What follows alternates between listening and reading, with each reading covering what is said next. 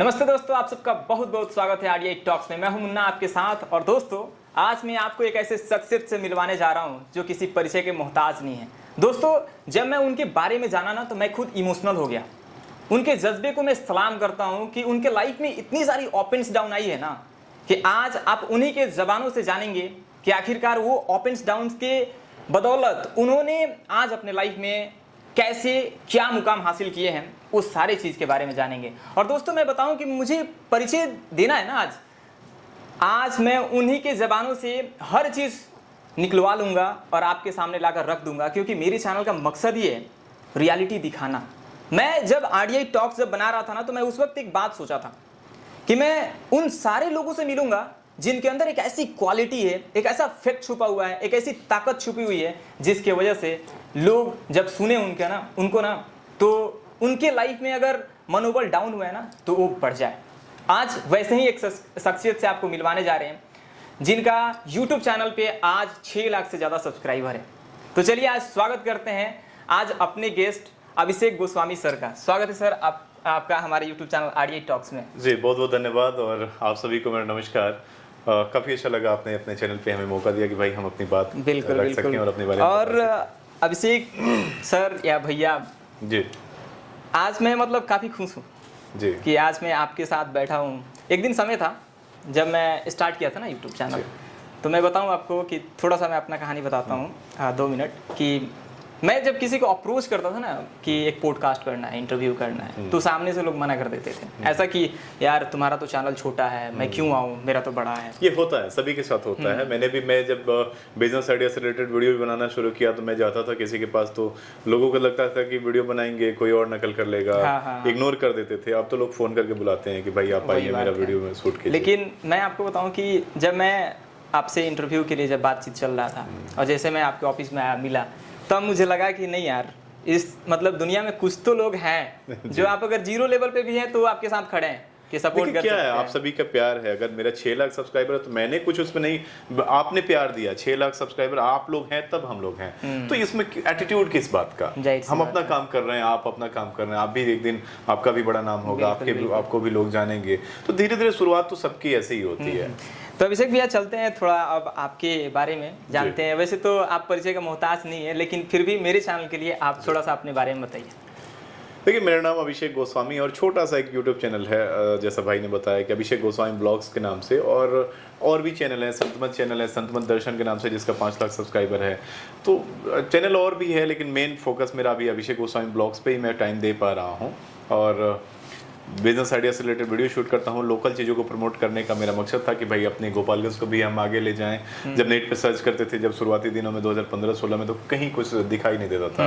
अब तो बहुत सारे लोग आ गए, हर घर में यूट्यूबर हैं और होना भी चाहिए। यूट्यूब इतना समंदर है कि अगर सबके भी चैनल होंगे तो वो चलेगा। तो पहले था नहीं, तो हमने सोचा कि भाई पटना से मेरा गोपालगंज आने की मकसद यही था कि भाई गोपालगंज को प्रमोट किया जाए। और सारे लोग बड़े शहरों की तरफ जाते थे, हम लोग गोपालगंज की तरफ मूव किए। भाई हमारे यहाँ भी ऐसी चीज़ें हैं जो लोगों को दिखाई जाए। लॉकडाउन के बाद से, लॉकडाउन में जब हमने देखा कि भाई लोग पलायन करके जब पैदल चल के, हाईवे पे आपने भी देखा होगा, जब लोग पैदल जाते थे तो हम लोग उस समय पानी वगैरह लेके खड़ा रहते थे, कुछ पूड़ी सब्जी वगैरह लेके खड़ा रहते थे, चिवड़ा मीठा लेके खड़ा रहते थे। लेकिन उस समय हमने सोचा कि मैक्सिमम लोग पलायन करके जो आने वाले हैं वो बिहार के हैं। कुछ लोग यूपी के थे, कुछ लोग बंगाल के थे, लेकिन मैक्सिमम जो बात की जाए वो अपने बिहार के थे। उस समय से हमारे दिमाग में ये आया कि भाई अगर रोजगार, हमारे यहाँ बिहार में लोग क्यों नहीं कमाने आते। हमारे यहाँ के लोग ही पंजाब जाते हैं, दिल्ली जाते हैं। बचपन से सुनते आए हैं कि भाई कहीं नौकरी नहीं लगा, दिल्ली जाना है, पंजाब जाना है। तो वो चीजें हमारे यहाँ लोग क्यों नहीं आते। मैंने सोचा कि भाई रिक्शे चलाने के लिए लोग दिल्ली जाते हैं, ऑटो रिक्शा चलाते हैं लोग दिल्ली जाके, तो वो चीजें अपने यहाँ रहते हुए क्यों नहीं करते। 15-20 हज़ार 30 हज़ार खूब बचाते होंगे तो बचता होगा। तो कुछ चीजें ऐसी भी है जो अपने यहाँ गांव पे रहते हुए, घर पे रहते हुए 15-20 हज़ार काम किया जा सकता है। तो वो चीजें हमने खोज के वीडियो बनाना शुरू किया और लोगों से रिक्वेस्ट कर करके, जैसे आपने कहा कि लोग बनवाते नहीं थे वीडियो, लोगों को पसंद आया। धीरे धीरे बिजनेस आइडिया से रिलेटेड आत्मनिर्भर भारत की तरफ हमने सोचा कि भाई छोटा सा, अगर छोटा भी योगदान, मान लीजिए मेरा वीडियो देख के अगर एक लोग भी कोई उद्योग लगाते हैं और उनका चलता है तो वो मेरे लिए खुशी की बात है। अगर आपकी वजह से किसी की जिंदगी में बदलाव आ रहा है, वो चाहे एक ही इंसान। देखिए, आत्मनिर्भर भारत की जो बात किया जा रहा है कि भाई आत्मनिर्भर भारत, अकेले हम आत्मनिर्भर भारत नहीं बना सकते, नहीं बन सकते। लेकिन मैंने एक जो स्टॉक में भी जो बताई थी स्टोरी कि भाई एक जंगल में आग लगी हुई थी और उसमें लोग पानी काफी सारे लोग तमाशा देख रहे थे, जंगल के सारे जानवर तमाशा देख रहे थे। एक छोटी सी चिड़िया थी जो अपने चोंच में पानी भर के आग के ऊपर छिट रही थी। लोग हंस रहे थे कि भाई ये अकेली छोटी सी चिड़िया जंगल की आग कैसे बुझा सकती है। तो चिड़िया ने कहा कि भाई हम तो आग तो नहीं बुझा सकते, लेकिन जब इतिहास लिखा जाएगा कि जंगल में आग लगा हुआ था, उस समय हमें देखने वाले में नहीं, हमें आग बुझाने वालों में लिखा जाएगा। तो वहीं से हमें मोटिवेशन मिला कि भाई हम अगर एक दो लोग भी हमारे वजह से रोजगार लगाते हैं तो हमें भाई उस लाइन में देखा जाएगा कि भाई बिहार में सबसे पहले हमने शुरू किया था बिजनेस आइडिया से रिलेटेड वीडियो बनाना, और आज भी बना रहे हैं। तो वो जब बात कही जाएगी, कोई भी बात करेगा तो शुरुआत तो यही कहेगा कि अभिषेक गोस्वामी ने बिहार में ऐसा किया था। तो वहां से मोटिवेशन मिला। सबसे बड़ी चीज है कि स्टार्ट करना, जैसे कुछ भी नहीं है और वहां से स्टार्ट करना, उसके लिए जो जज्बा होता है ना, वो मतलब बहुत बड़ी चीज होती है। एक रिस्क होता है वहां पे कि मैं ही स्टार्ट करना हूं ना, पता ना होगा कि नहीं होगा, लेकिन ये सब के बावजूद आपने स्टार्ट किया और आज बिहार में मैं बोल सकता हूँ नंबर 1 पे आप हैं, और ये सबसे बड़ी बात है।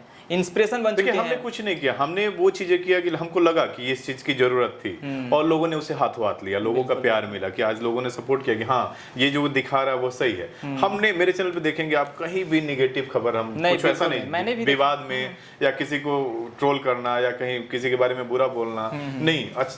दुनिया में इतनी अच्छी चीजें हैं जिसको दिखाने से आपको फुर्सत नहीं है, और अच्छी चीजें दिखाओगे तो उससे समाज बदलेगा। ये नहीं है कि भाई उसने ये किया उसने वो किया, ये चीजें दिखाने से समाज में और भी बुराई बढ़ती है।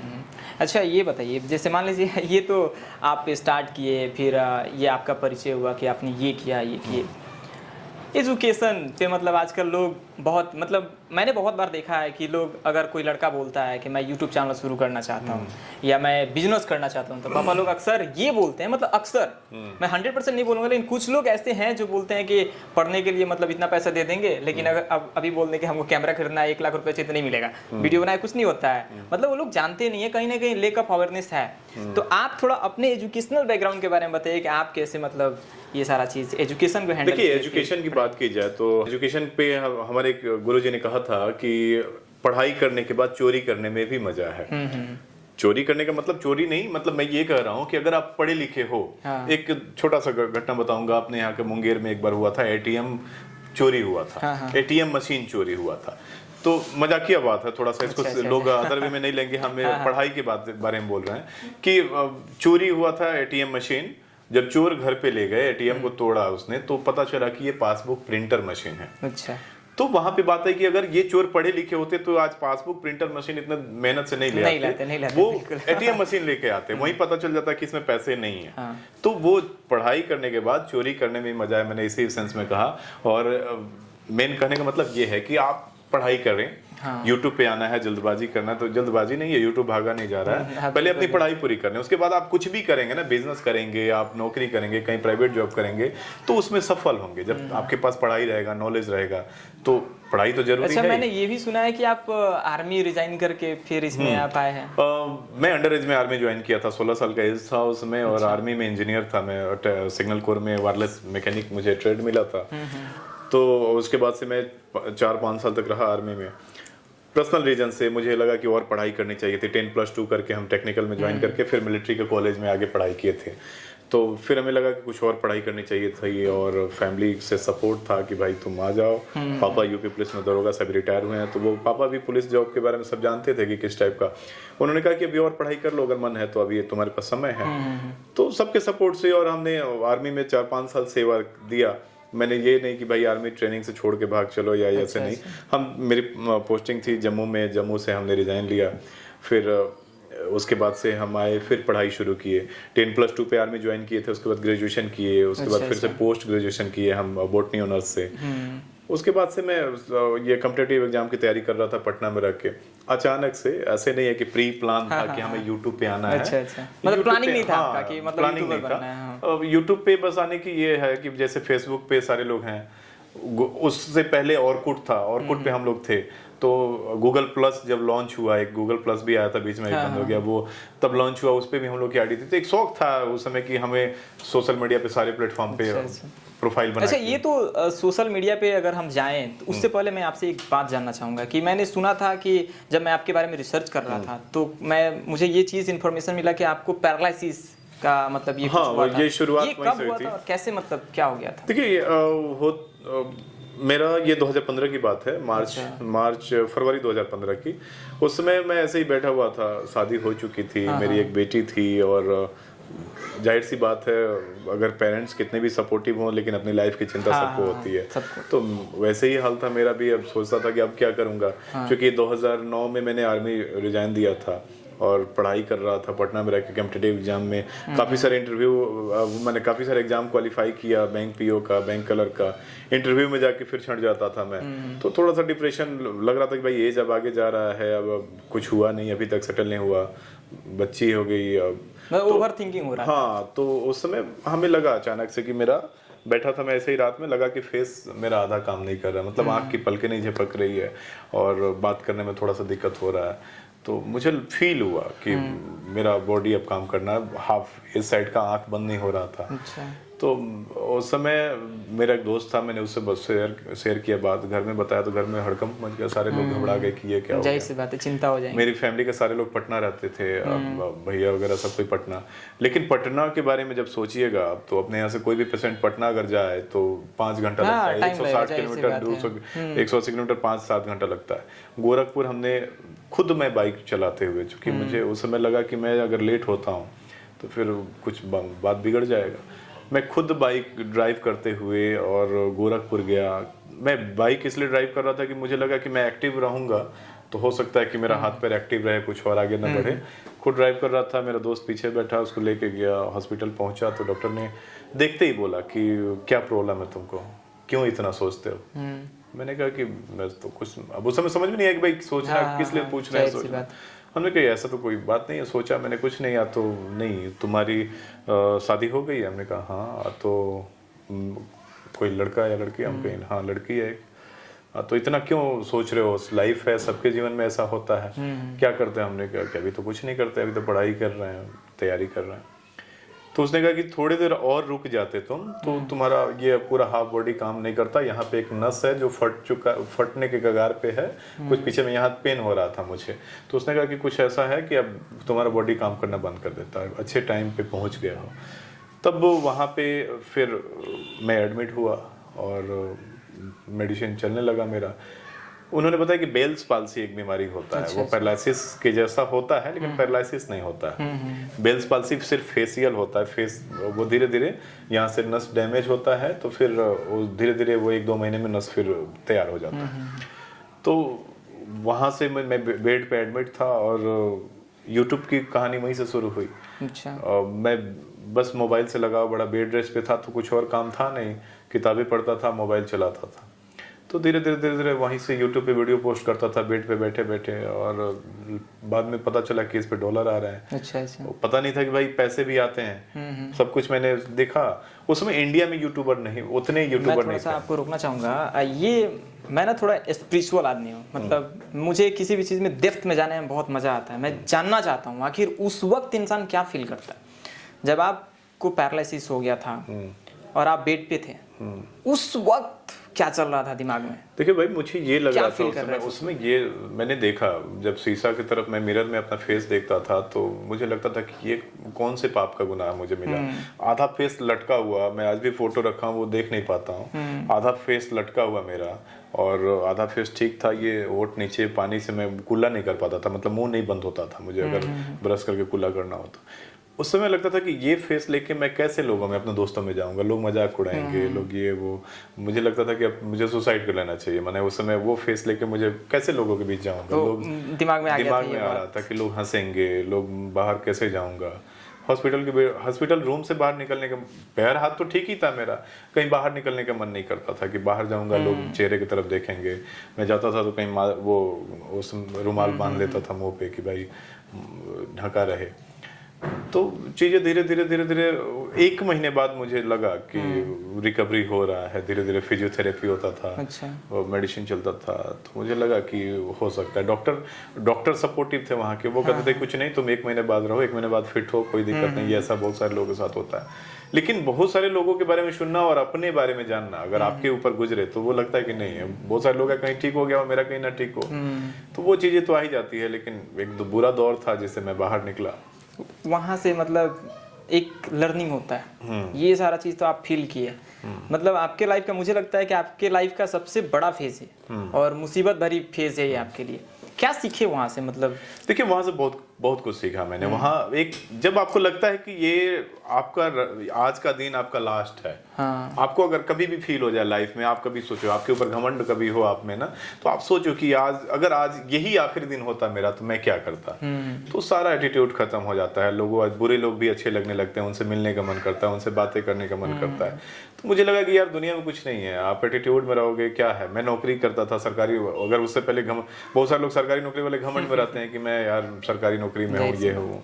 ऐसा नहीं, मुझे लगा कि भाई कुछ नहीं है, सबसे व्यवहार बना के रहो और अच्छा काम करो, ताकि अगर आज का दिन आखिरी दिन हो मेरा तो कल कोई याद करे मुझे, अगर मैं जाऊं इस दुनिया से। तो दोस्तों मैं बताना चाहूँगा कि अगर लाइफ में जीना है ना, खुल के जीना चाहते हो ना, तो ये लोग नाराज़गी, लोगों से दुश्मनी मोड़ लेना, घमंड में रहना कि मैं ही तो हूँ, मैं क्यों बात करूँ, ऐसा। आप अभिषेक भैया के ज़बान से जो बात सुने आप, ये जब पैरालिसिस हो गया था इनको और उस वक्त इनके लाइफ का सबसे बड़ा फेज चल रहा था, पता ना उस वक्त क्या होता क्या नहीं होता, इनको भी समझ नहीं था उस वक्त कि मतलब क्या हो जाएगा क्या नहीं। लेकिन इन स्पाइट ऑफ दैट ये वहाँ पे कहीं ना कहीं इनके अंदर एक जज्बा तो था कि रुके रहना है, डटे रहना है, तभी कुछ होगा लाइफ में। तो इसलिए घमंड करना, ये सारा चीज़ बिल्कुल गलत चीज़ है, नहीं करना चाहिए। आप एक लॉयल बंदा रहो हमेशा, मतलब खुल के जियो यार। किसी से बात करनी है, छोटा है बड़ा है, जितना सपोर्ट करना है कर दो उसको, क्या जाता है या। वहाँ से जैसे आप बताए कि जब वहीं से आप वीडियो पोस्ट करना शुरू कर दिए थे, तो मतलब यूट्यूब की जर्नी वहीं से शुरुआत हुई।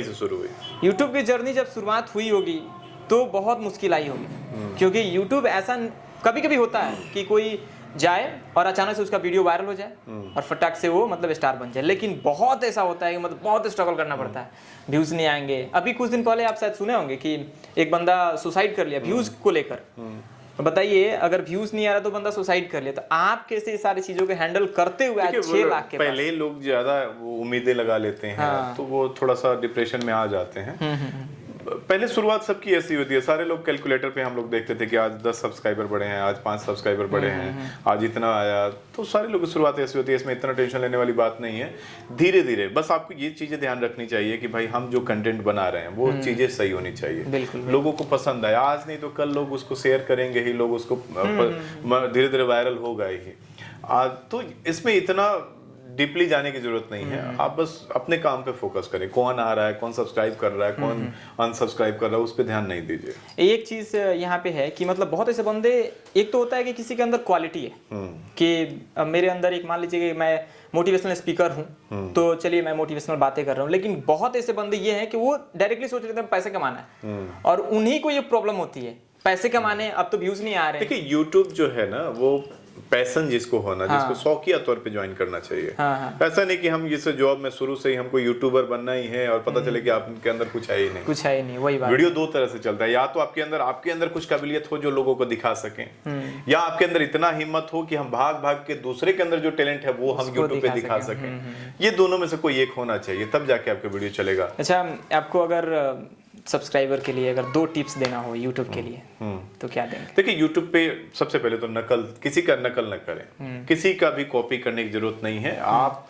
जो वो है वो आप नहीं बन सकते। बिल्कुल, आपके अंदर क्या है वो अपने अंदर की तलाश करें, उसे निखारने में जो मेहनत करना है उसको निखारने में मेहनत करें। दूसरा, वीडियो जो भी बनाए ना, आप पहले अपने बारे में सोचिए कि अगर मैं इस 10 मिनट को वीडियो शूट देख रहा हूँ, 10 मिनट का वीडियो से हमें लास्ट में कुछ ना कुछ आपको मिलना चाहिए। पूरा 10 सबका टाइम अभी देख रहे होंगे, सबका कीमती है। किसी का 10 मिनट अगर आप किल करते हैं, वीडियो दिखा के उसका समय किल कर रहे हैं, तो उसको उसका कुछ ना कुछ उसको फायदा मिलना चाहिए कि 10 मिनट उसने आपको वीडियो पे टाइम दिया तो उसको फायदा मिले। जब ये सोच के जब वीडियो बनाएंगे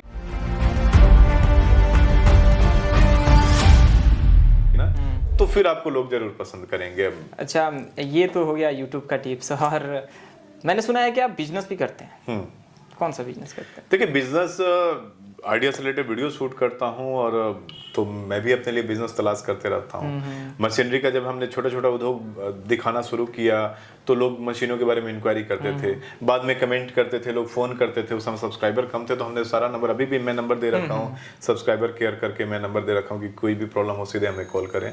तो लोग कॉल करते थे कि भैया आपका वीडियो देख के हमने ये उद्योग लगाया और दिल्ली से हमने मशीन लाया था, खराब हो गया, बन नहीं रहा है, या मशीनें खराब मिल गई, या मैंने वहां पैसा दिया था, मुझे माल नहीं भेजा। तो मुझे लगा यार मैं तो अच्छाई के लिए वीडियो बना रहा हूँ और यहाँ लोग ठगे जा रहे हैं, दूसरे लोग ठग रहे हैं इसको। तो फिर मैं बड़े भाई साहब मनन गोस्वामी जी, आपने देखा होगा मगध मशीनरी या और भी वीडियो में, तो वो वर्क फ्रॉम होम थे, घर पे लॉकडाउन में घर पे थे दोनों भाई। हम लोग बात कर रहे थे कि भैया मैंने ऐसे ऐसे शुरुआत किया और इसमें लोग ठगे जा रहे हैं, मुझे आपका इसमें सपोर्ट चाहिए। अच्छा। तो वो वर्क फ्रॉम होम थे, आदित्य बिरला कैपिटल में ब्रांच हेड थे, 1.5 लाख की सैलरी थी उनकी, तो घर पे थे। उन्होंने कहा कि मुझे कुछ इसमें हो तो बताओ। मैंने कहा कि अगर ऐसा सीधे कंपनी से डायरेक्ट आप लेके लोगों को दे सकें और होलसेल रेट पे सीधे डीलर प्राइस पे आपको मिलेगा, कुछ मार्जिन आपको भी मिल जाएगा। तो भैया को मैंने सब समझा, भैया ने कहा कि ठीक है। शुरुआत हुई वहां से, हमने मगध मशीनरी की नींव डाली और मगध मशीनरी में लघु उद्योग की कुछ मशीनें हमने बनवा, धीरे धीरे लोग आगे बढ़ते गए। एक मशीन 2 से 2 हुआ, 2 से 4 हुआ, 4 से 8 हुआ, और उसके बाद से उसमें हुआ कि भाई कुछ मशीनें हम लोग मैन्युफैक्चरिंग कराते थे, जो छोटे जो पेपर प्लेट हो गया, स्क्रबर पैकिंग हो गया, ये सब मैन्युफैक्चरिंग हो जाती है अभी भी। और जैसे अगरबत्ती की मशीनें हैं वो वियतनाम से आती है, तो विदेशों से मशीनें आ जाती है। कुछ अलग अलग जहाँ जहाँ मैन्युफैक्चरिंग यूनिट है वहाँ से मशीनें हम लोग वहाँ के मगध मशीनरी, हमारा मशीनरी स्टोर है गोपालगंज में। और भी ब्रांचेज हैं इसके, अभी छपरा में ओपन हो रहा है, सोनपुर में ओपन हो रहा है, अभी दरभंगा में ओपन हो चुका है। हमारा फ्रेंचाइजी हर जगह हर जिले में हम सोच रहे हैं, अभी आगे प्लान है हमारा। तो मशीनरी स्टोर है। और दूसरा हमारा नोटबुक उद्योग है, मगध नोटबुक उद्योग, तो उसमें कॉपियाँ बनाई जाती है, जो नोटबुक बनते हैं उसमें। और बाकी ये 2 बिजनेस अभी हमारा फर्स्ट क्लास चल रहा है। हमारे मशीनरी स्टोर में अभी 5,000 से लेके 15 लाख तक की मशीनें हैं, जो कम पूंजी में लगा के आप अच्छा खासा, जो 15-20 हज़ार जो के लिए 50 हज़ार के लिए जो आप बाहर के राज्यों में जाते हैं कमाने, वो अपने घर पे रह के उद्योग लगा के और लोगों को रोजगार भी दे सकते हैं। यानी आप रोजगार देने वाला बन चुके हैं, कर सकते कहीं ना कहीं आप, मतलब आपके पास सोर्स अभी है। 2 सालों में हमने एक डाटा मिलवाया था एक दिन कि हम 2 सालों में डायरेक्टली और इनडायरेक्टली जोड़ के 7,000 से ज्यादा लोगों को रोजगार हमने दिया है। जाहिर सी 2 बात है, सालों ये में तो जब मतलब बहुत बड़ी बात है कि आप।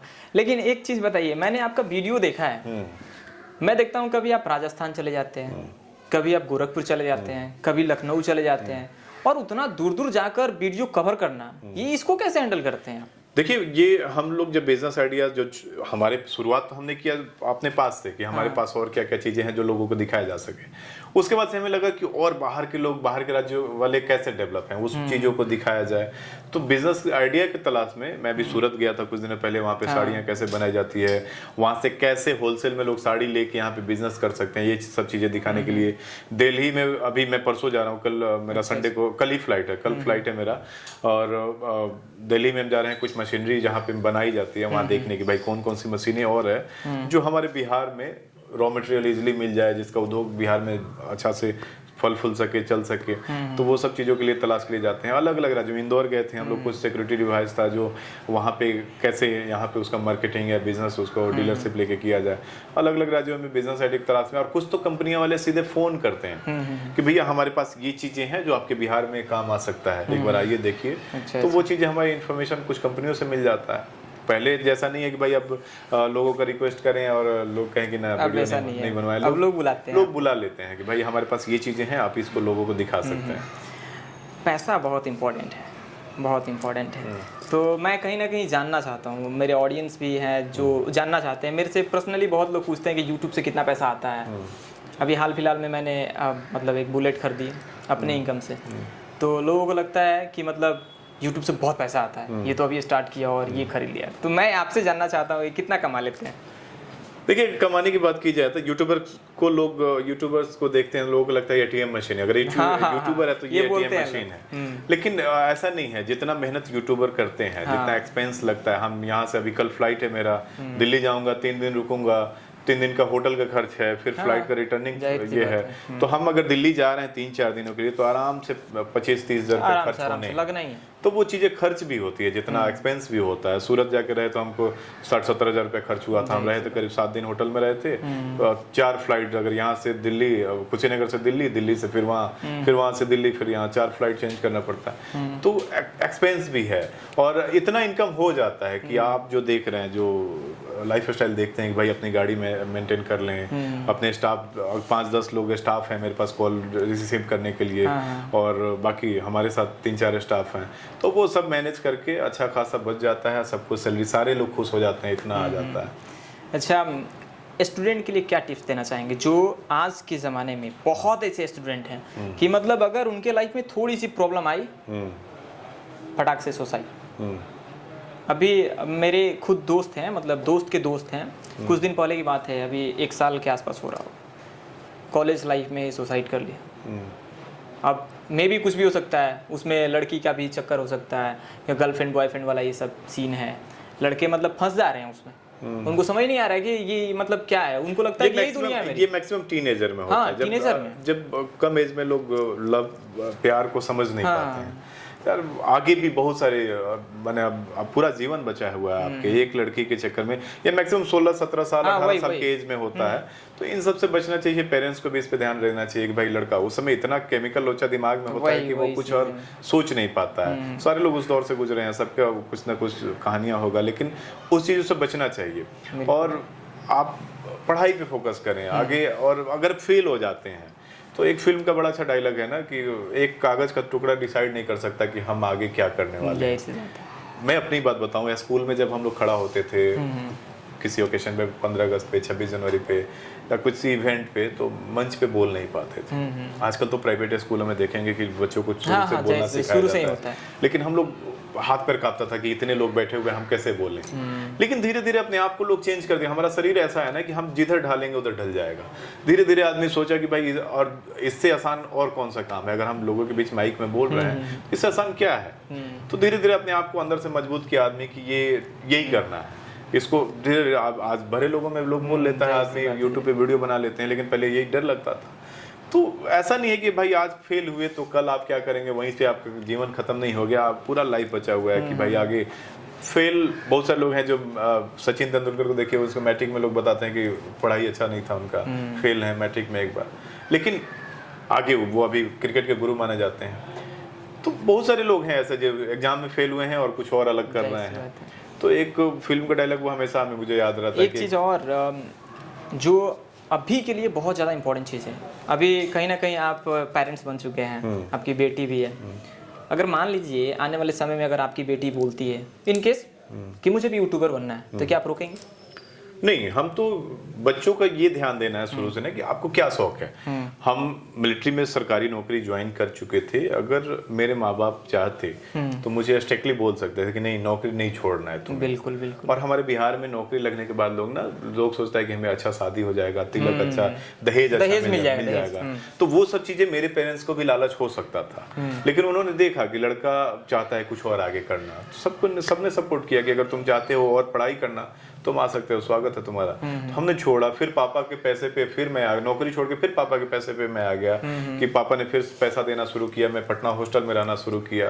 तो पेरेंट्स को सपोर्ट करना चाहिए, तब जाके आज मम्मी पापा सारे लोग खुश होते हैं मुझे देख के कि भाई बहुत अच्छा काम कर रहा है। एक चीज पेरेंट्स लोगों के लिए आपको बोलना हो कि मतलब अपने बच्चे के लिए वो देखिए, ये बहुत सारे मूवी में दिखाया गया है, या बहुत सारे लोग कहते हैं, दूर से लोग जब अपने ऊपर आता है तब समझ में आता है, लोग समझ नहीं पाते। फिल्मों में लगता है कि ये तो कहानी है, फिल्म है, खत्म हो गया। लेकिन ये चीजें हकीकत है कि जो आपको पसंद हो ना उसमें आप बेहतर कर सकते हैं। किसी के देखा देखा नहीं कि भाई बगल का बेटा इंजीनियर हो गया तो मेरा भी बेटा इंजीनियर बनेगा। नहीं, हो सकता है कि ये बड़ा क्रिकेटर हो जाए, बगल का इंजीनियर छोटा है उसके नीचे जॉब करने लगे।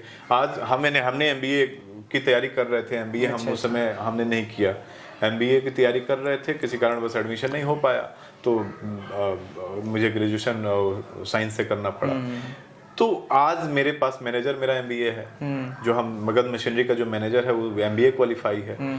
मैंने MBA नहीं किया, आज MBA वाले आपके कंपनी वाले हम अपने कंपनी में रखे हुए हैं। तो ये किसी से कंपैरिजन ना करे अपने बेटे का, हो सकता है उसके अंदर कुछ और टैलेंट हो, किसी के अंदर कुछ और टैलेंट हो। कहीं ना कहीं इसी चीज को पेरेंट्स लोग मिस कर देते हैं। मतलब वो ये है चल रहा है ना देखिए कि ये इंजीनियर झूठा डॉक्टर का दिखावापन हाँ। होता है कि अब बगल का किसी ने आके ऐंठ के बोल दिया हाँ। कि मेरा बेटा तो एमबीबीएस कर लिया, वही तो अब इनके दिमाग में बैठ गया कि मेरा कि बस बेटा वही कुछ करा मेरा है। बेटा कुछ नहीं किया अभी तक। हो सकता है उससे बड़ा वो हो जाए, जाहिर सी ये कुछ और करके हॉस्पिटल का मालिक ही बन जाए, पता चले एमबीबीएस डॉक्टर उसके नीचे काम कर रहा है। अब सबसे बड़ी चीज मैं अपने बारे में बताऊं कि मेरे साथ भी यही हुआ था। अभी तक मैंने बोला नहीं है वीडियो के माध्यम से, लेकिन आज मैं बोलूंगा क्योंकि आज हमारे साथ वो इंसान बैठे हुए हैं जो अपने लाइफ में इतनी सारी समस्याओं का सामना किए हैं।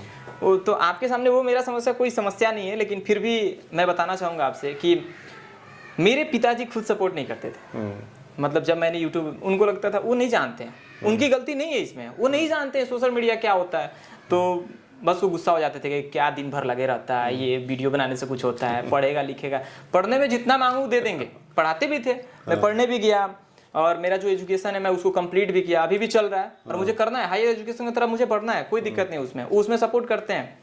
जब मैं मतलब करते रहा, जब मेरा वीडियो वायरल हुआ गूगल बॉय का, और जब मेरा फर्स्ट यूट्यूब का पेमेंट आया, तो अब गांव में हम लोग रहते हैं तो उन लोगों के लिए है कि महीना पैसा दे मेरा बेटा कमा कर 20,000 30,000 देगा, क्योंकि फलाना का बेटा देता है 20,000 30,000। तो जब मेरा फर्स्ट पेमेंट आया, मैं आपको बताऊं, रिवील कर देता हूं, मेरा 49,700 कुछ रुपए आया था फर्स्ट पेमेंट। अभी जनवरी में ही आया था, दिसंबर लास्ट एकदम होते होते जनवरी मेरा पेमेंट आया, जो मतलब बन गया था अगले मंथ में जब आया, तब पापा को विश्वास हुआ कि मेरा बेटा जो कर रहा है ना, मतलब सही कर रहा है, इसमें पैसा आता है। और जब मेरा वायरल होने लगा तब जाहिर सी बात है लोग आने लगे और मुझसे कि मेरे साथ थोड़ा ये कर लीजिए वो कर लीजिए, तब पापा को लगने लगा कि मेरा बेटा कुछ बड़ा बन सकता है। गार्जियन की भी गलती नहीं है, गार्जियन जो होते हैं ना अपने बच्चों के लिए काफी दूर तक देखते हैं, उनको ये लगता है कि मेरा बेटा इसमें सिक्योर है कि नहीं। वही हो सकता है कल यूट्यूब बंद हो जाए तो मेरा बेटा क्या करेगा। मेरे पापा जब कई सारे सैलरी देने के बाद भी, आने के बाद भी पापा कहते थे कि बैंक वाला फॉर्म आइल फिर से भर दो। तो वही बात है, ये चीजें वो सिक्योर होना चाहते हैं कि मेरा बेटा आगे भी सिक्योर रहे। तो ये चीजें भी अगर आपके अंदर कॉन्फिडेंस है कि हम इसमें आगे अच्छा करने वाले हैं, ये भी सिक्योर है। आज YouTube बंद हो जाए, कल इसके बदले कुछ और आ जाएगा। फेसबुक अब पैसा दे रहा है, पहले फेसबुक पैसा नहीं देता था, फेसबुक भी दे रहा है। तो ये चीजें अब खत्म होने वाली नहीं है, जमाना है। अब मैं बताऊं आपको कि अब मेरे पापा को अगर कोई बोलता है ना कि आपका बेटा ये सब करे, कुछ नहीं कर सकता है, कुछ भी नहीं बन सकता, ये सब बेकार चीज है, ये सब ऐसे ही चलता है, तो मेरे पापा बोलते हैं कोई बात नहीं, मेरा बेटा बेकार कर रहा है चाहे कुछ भी कर रहा है, उसे क्या लेन देन है। लेकिन उनको अब ये बात मतलब पता चल चुका है कि मेरा बेटा जो कर रहा है ना, इससे आज उनको रिस्पेक्ट मिलता है। सब रास्ते पे जब चलते हैं तो लोग बोलते हैं आरडीआई वाले के पापा जा रहे हैं। तो कहीं ना कहीं मैं ये आपके व्यूअर से ये कहना चाहूंगा कि देखिए, शुरू में सबके पेरेंट्स ऐसे ही होते हैं, ये इनके अलग नहीं है, हमारे अलग नहीं है। सबको लगता है कि बेटा मेरा पता नहीं ये जो कर रहा है वो सही होगा कि नहीं, आगे इसमें सक्सेस होगा कि नहीं। लेकिन हम सब ने किया, जिन्होंने भी शुरुआत किया, हमने भी शुरुआत किया। हमारे पेरेंट्स भी वो पहले बोलते थे कि दिन भर मोबाइल लेके बैठा रहता, कोई क्या करता है, दिन भर मोबाइल चलाता रहता। तो बाद में वही लोग कहते हैं कि भाई अभी छोड़ दो, मोबाइल में कुछ काम कर रहा है, अभी छोड़ दो, उसको डिस्टर्ब मत करो। तो ये चीजें शुरुआत, बहुत सारे व्यूअर होंगे, सबके बारे में नहीं बोल रहा हूँ, बहुत सारे लोग होंगे जो शराब पीते होंगे, गुटखा खाते होंगे, खैनी खाते होंगे, बिहार में मैक्सिमम लोग। तो आप अपने अंदर झांक के देखिए कि कभी क्या आपने खैनी खाना शुरू किया तो अपने मम्मी पापा से पूछा आपने कि हमको खैनी खाना है, पापा आज हमको दारू एक पैग लगाना है? बिल्कुल नहीं, कभी नहीं पूछा। ये बुरा काम जब आपने पूछ के नहीं किया तो अच्छा काम पूछ के क्यों करेंगे? बिल्कुल। जब बुरा काम आपने पूछ के नहीं किया और बाद में लगा, जब लोगों ने जाना कि ये शराब पीता है तो लोग गालियां देना शुरू किए, घर में भी उलाहना सुनना मिला कि भाई ये शराबी हो गया है। तो उस समय और अच्छा काम सोचिए एक बार कि अच्छा काम कुछ अच्छा कर रहे हैं, आप नहीं बताए घर पे, जब आप उसमें सफल होते हैं तब क्या पेरेंट्स का रिएक्शन होगा, कितने खुश होंगे लोग कि बेटा बताया भी नहीं, हाँ इतना आगे बढ़ चुका है। और अगर फेल हो गए तो क्या जाता है आपका? अगर फेल भी हो गए तो क्या गया आपका, फिर कुछ और सीखेंगे उसमें। लेकिन जब लोग कहते हैं कि हम तो पापा से बोले थे कि हम वीडियो बनाएंगे और पापा ने मोबाइल नहीं खरीदा, पापा ने हमको कैमरा नहीं खरीदा, वो बिना बताए भी आप छुप के कर सकते हैं। जैसे आप शराब पीना छिप के शुरू किए, वैसे वो भी शुरू कर सकते हैं। जब अच्छा काम, बुरा काम करने के लिए परमिशन नहीं लेना पड़ेगा तो अच्छे काम के लिए क्यों? हाँ, बाद में वही पेरेंट्स आपको सपोर्ट करेंगे कि बेटा अब इतना कर रहा है, थोड़ा सा और पुश कर देते हैं। वही चीज है। और ये सबसे बड़ी, जब स्टार्टिंग में आप बात बोले कि पैसेंस चाहिए, यूट्यूब पैसेंस मांगता है। मैंने भी जब शुरुआत की थी तो मेरा अभी 3 चैनल फ्रीज हुआ है। मतलब लेक ऑफ नॉलेज, मुझे ज्ञान नहीं था कि इस पे क्या होता है, कहीं ना कहीं कॉपीराइट स्ट्राइक, ये 12,000 सब्सक्राइबर होने के बाद भी मेरा मतलब नहीं हुआ, मैंने छोड़ दिया, फिर स्टार्ट किया, व्यू ही नहीं जाता था, फिर स्टार्ट किया मैंने अपना RDI टॉक्स, और आज आपके सामने यार ऊपर वाले की दया दृष्टि से ये काफी आगे ये सब जाएगा एकदम। चीजें यूट्यूबर्स का पार्ट है। ये अगर हमने 1,18,000 सब्सक्राइब, मेरे पास सिल्वर प्ले बटन भी है सत्यमार्ग चैनल का, तो वो बंद हो गया मेरा। 1,18,000 सब्सक्राइबर था, कॉपीराइट आया, उसे बंद हो गया। लगातार कुछ लोगों ने फेक कॉपीराइट लगातार किया, अपील करने के बाद भी ठीक नहीं हुआ, बंद हो गया। अच्छा, यूट्यूब से रिलेटेड आपसे एक सवाल पूछता हूँ, यूट्यूब का मोनेटाइजेशन या स्पॉन्सरशिप दोनों जरूरी है, क्योंकि मोनेटाइजेशन आप जो करते हैं आप वो भी तो मोनेटाइजेशन है, स्पॉन्सरशिप भी तो मोनेटाइजेशन ही है कि आपको भाई कोई सपोर्ट कर रहा है कि आप जो वीडियो बना रहे हो मेरा बीच में थोड़ा सा ऐड दे दो। स्पॉन्सरशिप में बस आपको ध्यान ये रखना चाहिए किसी गलत चीजों का, गलत लोगों का प्रमोट ना करें। कंपनी अच्छी हो, ऐसा नहीं कि भाई आप पे जो व्यूअर ट्रस्ट किए हुए हैं कि भाई ये जो अभिषेक गोस्वामी वीडियो ले आता है ये अच्छा है, ये सही चीजें दिखाता है, और उसमें आप गलत चीजें थोप दो, आंख बंद करके लोग भरोसा करें और फिर वो लोग ठगे जाए। स्पॉन्सरशिप जरूरी है। आप टीवी चैनल, न्यूज चैनल सारे तो स्पॉन्सर पे ही चलते हैं, सब तो ऐड पे ही चलते हैं, तो ऐड मिलता है, वो आपको एक्स्ट्रा सपोर्ट मिल जाता है। बाकी मोनेटाइजेशन तो आपका सैलरी जैसा एक फिक्स इनकम आते रहता है उससे। वो तो बात है। ओवरऑल मतलब ये रहा आपका पूरा यूट्यूब का जर्नी और आपकी लाइफ स्टाइल, आप ऐसे मतलब करते हैं सारा चीज़। इतना सारा प्रॉब्लम आने के बावजूद आज आप जिस तरह बातें कर रहे हैं, जो हौसला आपके अंदर है, इसको मैं आपको सलाम करता हूँ कि आपके अंदर ये जो डाउन टू अर्थ आप जो है ना, ये सबसे बड़ी क्वालिटी है। एक इंसान की क्वालिटी यही डिसाइड करता है कि आप क्या है। तो मैं आपसे एक सवाल पूछता हूँ कि एक वर्ड अभिषेक गोस्वामी के बारे में, तो क्या होगा वो वर्ड? देखिए, अभिषेक गोस्वामी एक खुली किताब के जैसे है, ऐसा बोल सकते हैं। जो भी दो चेहरा मेरा नहीं है, जो भी है वो कैमरे पे सामने रहता है, जो कैमरे पे लोग देखता है वो भी सामने जब भी आएंगे तो वही मिलेगा। ये तो आपने फैक्ट बोला, क्योंकि मैं जहाँ आप रहते हैं वहीं अगल बगल में मैं भी रहता हूँ। अक्सर मैं देखते रहता था, कभी आप अपने जब बुलेट से चलते हैं तो नहीं लगता है कि यार अभिषेक सर जा रहे हैं, एटीट्यूड लोग लगता होगा कि एटीट्यूड में पता नहीं बात, क्योंकि जब तक बात नहीं की है ना तो कैसे जज कर सकते हैं। लेकिन जब हम आज आपसे बात किए तब लगा कि नहीं, ये वो नहीं है जो लोग सोचते हैं कि नहीं यार चल रहे हैं तो घमंड होगा, चाहे ऐसा कुछ होगा, 6 लाख सब्सक्राइबर हो गया तो घमंड होगा, ऐसा कुछ नहीं है। आप एकदम डाउन टू अर्थ हैं और बेस्ट पर्सन मतलब कहा जाए तो। और एक शब्द अगर मेरे YouTube चैनल RDI के लिए बोलना पड़े आपको, क्योंकि मेरी चैनल का नाम जो मैंने RDI टॉक्स रखा है ना, इसका मतलब है रियलिटी देखो इंडिया।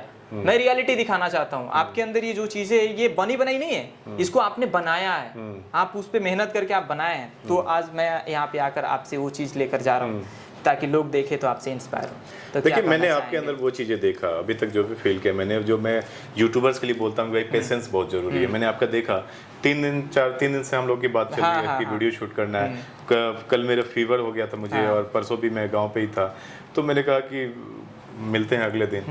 तो अगर कोई और होता ना तो ये कहता कि ये उसको मैं फीवर था मुझे इसलिए आपको टाइम नहीं दे पाया, लेकिन दूसरा कोई होता तो लगता कि यार पता नहीं वो एटीट्यूड में है, मिलना नहीं चाहता है, या पता नहीं वो वीडियो नहीं बनाएगा, दोबारा संपर्क नहीं करता। लेकिन आपने आज भी बात किया, कल भी बात किया, लगातार वो जो पेशेंस चाहिए, और मतलब यूट्यूब के लिए पूरा सेटअप भी आपने देखा कि मैं आप पैशनेट, आपको शौकिया तौर पे जो यूट्यूबर होता है ना, वो चीजें शुरू से वो शुरुआत कर देता है कि भाई शौक क्या क्या चीज चाहिए हमें। ये नहीं है कि यूट्यूब से पैसा आएगा तब हमको ये चाहिए तब वो हमको चाहिए। तो वो दोनों चीजें मुझे देखी आपने कि भाई एक शौकिया तौर पे जो यूट्यूबर होना चाहिए, पैसे ना देखे, उसके लिए शौक बड़ी चीज होगी। हमें वीडियो कितना बढ़िया वीडियो ले आना। आज 3 कैमरे से हम लोग का वीडियो शूट हो रहा है, आप अलग अलग एंगल से देख रहे होंगे। ये शुरू में ये भी हो सकता था कि मोबाइल से बनाओ यार, जब पैसे आएंगे तो देखा जाएगा। इतना मैं आपको एक बात बताना चाहता हूँ। मैं जब स्टार्ट किया था ना, इस पे बहुत इंटरेस्टिंग बात है, मैं बताता हूँ आपको। जब मेरे पास कैमरा नहीं था, वीडियो बनाते थे हम मोबाइल से बनाते थे, सैमसंग का मोबाइल हुआ करता था। तो मेरे मतलब कजन है, भाई हैं लोग, तो मैं उन लोग से बोलता था कैमरा खरीद लूंगा। ऐसे मैं बोलता था कि अगले बर्थडे के दिन तक कैमरा खरीद लूंगा। अगले बर्थडे तक कैमरा नहीं खरीदाया, छठ तक कैमरा खरीद लूंगा, छठ तक कैमरा नहीं खरीदाया। अब एक फेज आया मेरे लाइफ में कि मुझे लगा कि नहीं अब खरीदना ही पड़ेगा, और मेरे पास पैसा भी नहीं है, खरीदे हैं कहाँ से, लेकिन हौसला था। पापा से बोलने में तो एकदम डर ही लगता था, लेकिन सोचे कि बोलना ही पड़ेगा। पापा से बोले, पापा कुछ पैसा दिए, लेकिन उतना पैसा में होगा नहीं। एडिटिंग के लिए मुझे एक बढ़िया सा पीसी चाहिए ताकि मैं प्रोफेशनल वीडियो एडिट कर पाऊँ। ये जो मैं बात बताने वाला हूँ, ये सबसे इंटरेस्टिंग बात है। मैं गर्मी का दिन था, मैं सोया हुआ था, मेरे पास पैसे नहीं, तो पैसे आएंगे कहाँ से, मैं तो कमाता नहीं हूँ ना। पापा तो दे दिए कुछ पैसे, लेकिन कुछ पैसे घट रहे हैं। तो मैं सोचा कि मेरे कॉन्टेक्ट लिस्ट में 600 लोग हैं, और सारे लोग बोलते हैं कि मुन्ना तुम आगे बढ़ो, जो चाहिए वो मैं सपोर्ट करूंगा जितना होगा। मैं व्हाट्सएप में देखा कि आज कुछ करते हैं डोनेशन के लिए, मैं मतलब 4-5 बार टाइप किया, हटाया कि क्या लोग सोचेंगे। कुछ लोगों को मैंने हाइड किया कि ये लोग देखें तो क्या बोलेंगे, क्या धंधा शुरू कर दिया।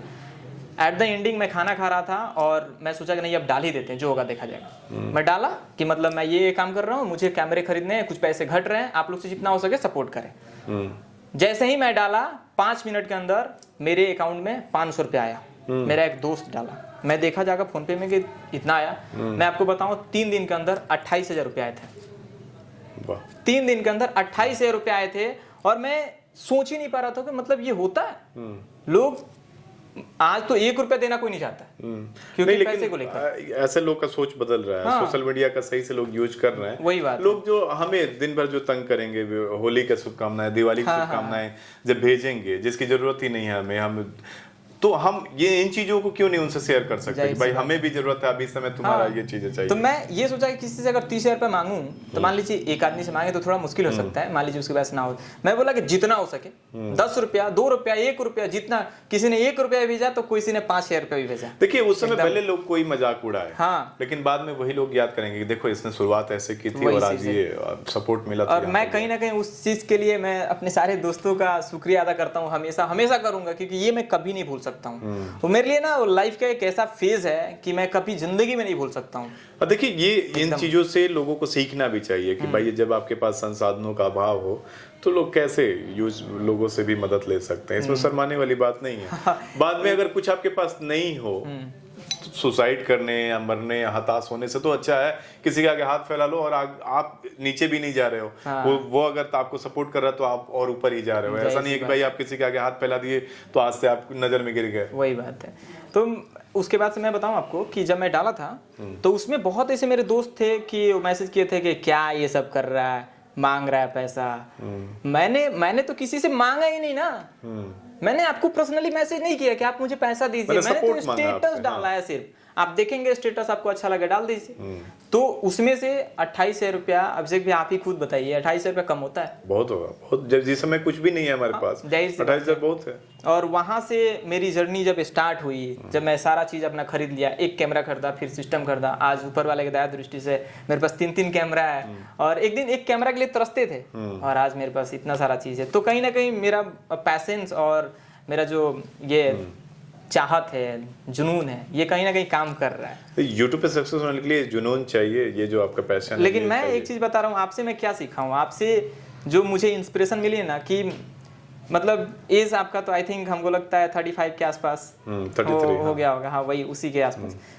जब मैं ये सोचा कि इस एज में जब ये इतना बड़ा कर सकते हैं, इतना सारा चीज होने के बावजूद, पैरालिसिस होने के बावजूद इतना सारा चीज करेंगे, हम तो ठीक है। बिल्कुल, तो हम क्यों नहीं कर सकते हैं? बिल्कुल कर सकते हैं। तो मैं बहुत दिन से आपका वीडियो देख रहा हूँ, बहुत दिन से, लेकिन मैं सोचता था कि अभिषेक भैया से इंटरव्यू करना है, पॉडकास्ट करनी है, ये करना है, और आज आखिरकार मौका मिले गया। और आपसे बात करके मुझे जो आज सीखने को मिला है, ये मेरे लिए बहुत बड़ी चीज़ है। और मैं आपको दिल से शुक्रिया करना चाहता हूँ कि आपने मुझे समय दिया, और ये मेरे चैनल के लिए और मेरे लाइफ के लिए बहुत बड़ी बात है।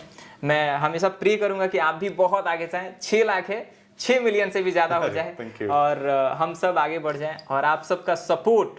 देखिए आगे बढ़ने वाली जो बात बोले ना, आपको पैर खींचने वाली भावना जब तक किसी में रहेगी ना, न वो आगे बढ़ेगा न दूसरा उसके साथ वाला आगे बढ़ेगा। जब हाथ खींचने की भावना से हम लोग बढ़ेंगे ना, तो हो सकता है आपके पास अभी जो भी जितने भी सब्सक्राइबर हो, 30-40,000 50,000 जो भी सब्सक्राइबर हो सकता है उसमें से 10,000 लोग हमको न जानते हो। 30,000 तो जानते होंगे, मान लीजिए, हो सकता है कि 10,000 उसमें से न जानते हो, लेकिन इस वीडियो को आने के बाद वो लोग भी जानेंगे अभिषेक गोस्वामी कौन है। और ये भी हो सकता है कि उस वीडियो को जब हम शेयर करें तो 6 लाख में से 10,000 कम से कम आपको जाने, बिल्कुल, या 20,000 कम से कम आपको जाने। तो जब आप हमारे व्यूअर आपको जानेंगे, आपके व्यूअर हमको जानेंगे, तो ये हाथ खींचने वाली भावना हुई। आपको हम हाथ खींच के ऊपर ले आए तो आप भी हमें थोड़ा सा आपके माध्यम से भी हम ऊपर जाएं। तो ये भावना लेके जब आगे बढ़ेंगे ना, सभी एक साथ बढ़ेंगे। और जब मैं सारा काम छोड़ के आपको पैर खींचने में लग जाऊंगा तो न मैं आगे बढ़ूंगा और आप बढ़ ही रहे, धीरे धीरे बढ़ेंगे, लेकिन आप में भी बाधाएं आएंगी। वही है ना, न खाएंगे न खाने देंगे। इस भावना से आगे निकलना चाहिए, एक दूसरे को सपोर्ट करें, तो सब मिलके आगे बढ़ें। दोस्तों मैं बताऊं कि ये थे हमारे आज के गेस्ट अभिषेक गोस्वामी भैया। आप देखिए कि ये मतलब इनके अंदर क्या क्वालिटी है, इतना सारा समस्या होने के बावजूद आज ये यहाँ तक पहुँचे हैं, ये सबसे बड़ी बात है। और डाउन टू अर्थ रहना, किसी को मतलब कि एक लीडरशिप क्वालिटी होती है विन विन, कि जीतो और जिताओ, यही क्वालिटी है हमारे अभिषेक भैया में कि ये जीतते भी हैं और जिताते भी हैं। वो कोई छोटा हो चाहे बड़ा हो, कभी ये भेदभाव नहीं करते, हमेशा सबको साथ में लेकर चलने वाले है कोई तो है हमारे अभिषेक गोस्वामी भैया।